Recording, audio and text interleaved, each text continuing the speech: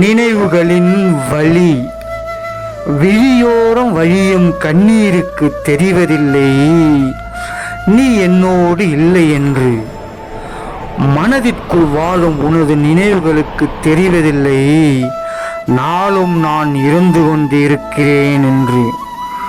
உன்னோடு பேசிய நொடிகளை விட உன்னை நினைத்து பார்க்கும் நொடிகளே இப்போது என் ஆயுளை கூட்டுகிறது.